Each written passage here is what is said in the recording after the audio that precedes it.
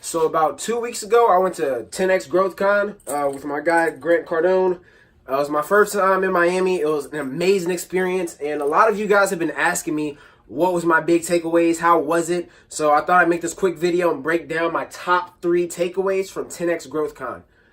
So takeaway number 1, relativity.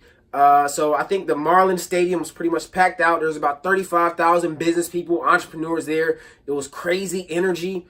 And to everybody in the stands, it was like, these people on the stage are so important. These people on the stage, have brought out 30,000 plus people. So these must be some very important people.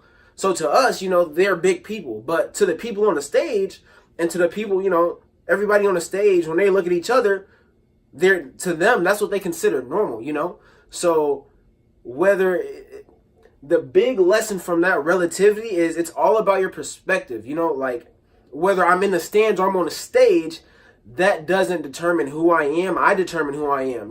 There's no difference between me and the guy that's on the stage or the guy that's on the stage and me. There's a difference between like the decisions we make, but in their mind, that's their new normal. And in my mind, that was my normal, being in the stands. So it was just crazy to see how comfortable or how uncomfortable some of those people were based on, their relativity, based on how they related themselves to the audience. And the better that they related themselves to other people, the better they did on stage, the more their products sold. Everybody who spoke at 10X pretty much had something to sell. Most of the people who spoke on stage had something to sell. It's a sales conference. I'm not against that. I wasn't offended by it, but that's the way it is. Everybody has something to sell, and not everybody performed the same. So your ability to connect with people, your ability to communicate and to get your ideas across, that's probably one of the most important things, because you can have a business, but your business is going to serve people, right? At the end of the day, that's all business is adding value to other people. So if you're not able to change your relativity or your perspective, the way you're connecting with people, you're not going to be very successful. Now, takeaway number 2, I like to call it the value tree. Now, when I went to 10X, I'm not sure what I was expecting. My friend Zach Hesterberg, I'm going to at him below. He actually went to the last 10X, and when I told him I was going, he wasn't too excited, because for him, it was like a pitch fest. So listening to the orators or the speakers, that wasn't his main priority. He got more value from going out and networking from people. And so for me, the first day, I was super disappointed because I felt like I paid all this money just to get pitched at. And so after I talked to Zach, he was like, change your perspective, because there's different ways you can take value. You can take value from listening to the speakers. You can take value from networking with people who are at the event, because that event is like a hub spot. These people, there are a lot of interesting people who are attracted by the event that you can go and network with, connect with, and learn from. Or go back and watch the speakers, but don't listen to what they're saying. Listen to how they're saying it. Listen from the perspective of wanting to be on the stage.